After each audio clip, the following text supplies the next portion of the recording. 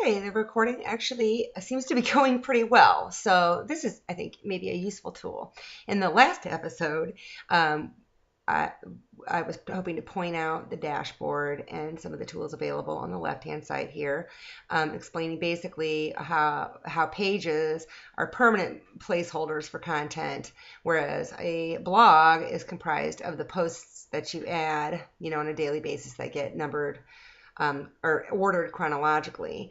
Um, and I wanted to show you from the last episode how I had deleted a page that I'd already added, but I didn't really walk through the steps of how to add a page. So if I were to add a page, and again, this would be a permanent page, and it'll automatically appear in the links at the top when we're done. And new page. Added in tutorial. Okay, and that's a very long title. It's going to be a long link, but that's okay, just for the purposes here. So here I am adding a page. Perhaps this would be some, let's see, some background on Susan and her experiences with trapeze. Add the content as we wish. Making use of the add media link. This is where you can add, say, a picture or a YouTube video or other types of media, though I can't off the top of my head, audio maybe. I do have some images in the media library from where I uploaded some things earlier. So just to sort of show you as the example we started out with where I deleted that, I'm going to add this photo. And as I click on it to select, I see some options pop up on the right here. One is to add a caption. Crop of photo of Susan on the trapeze. And is it called bar? I'll go with that. For lack of other terminology, I'll have to learn this as we go. Okay, do I want to link it to anything? I could link this to an URL. I could link this to another page or another media file. In this case, I'm just going to leave this as it is. But I'm going to go ahead and say, I'm going to say medium, leave it as is. I could make it bigger with full size or smaller as a thumbnail. I'm going to go ahead and insert it into the page. And there it is. There's the picture. Okay, let's see. Here you have a formatting bar that gives you plenty of options. Let's see. If I wanted to add item,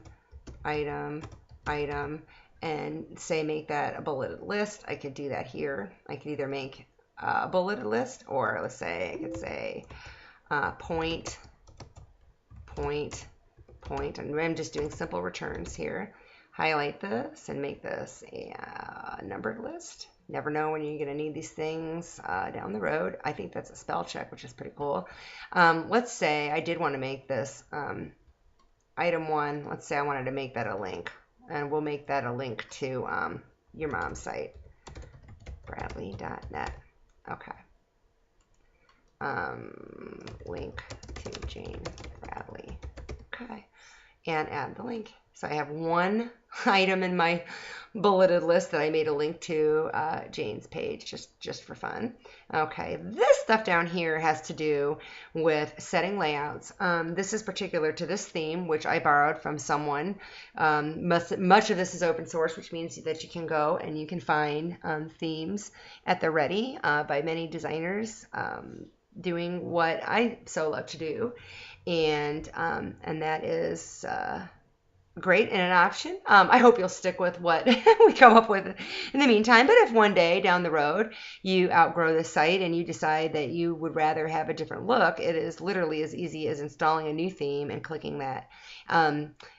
The developers can code their themes so that they have different options. This particular one has certain layout options that are available to it.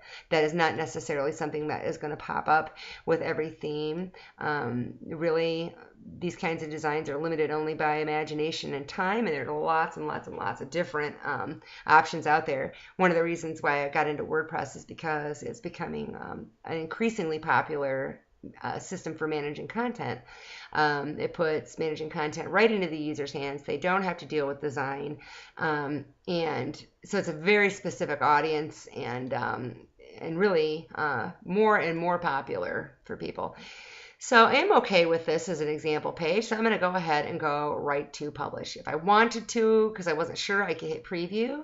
It'd open up a new window. I would then close that, come back to this and hit publish.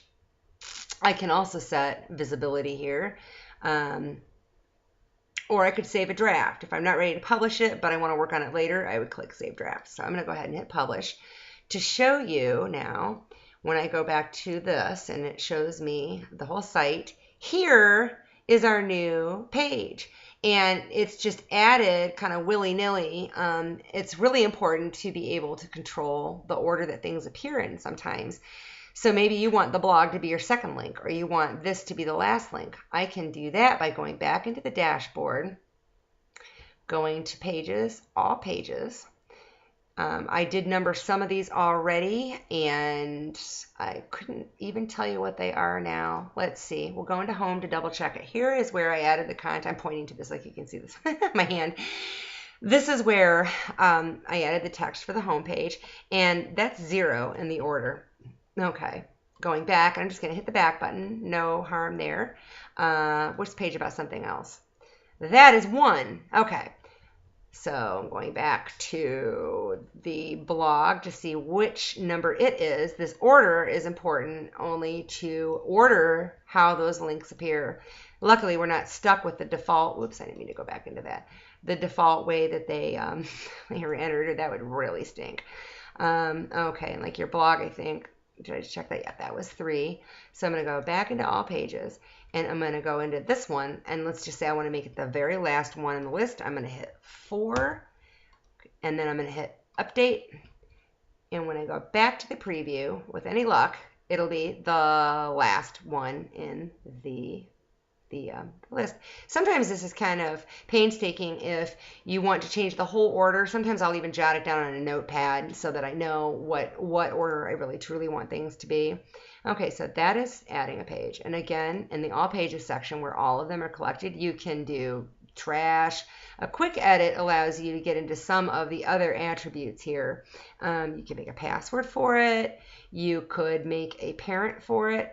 I'll tell you what that means in a little more detail in a minute. I think I added that as part of content somewhere in one of the pages, and that can be important if you I may walk you through an example of that, but let's go ahead and pause here because I don't want these to be super long files. So this in a nutshell was Pages. Why a page is different than a blog itself, the blog being the short piece of information that in a collection of blogs become chronologically ordered. I'm going to go ahead and pause there. Let's go back and stop this because these files get big fast. Okay, I'm going to stop this and save it, and then we'll come back to talk about posts.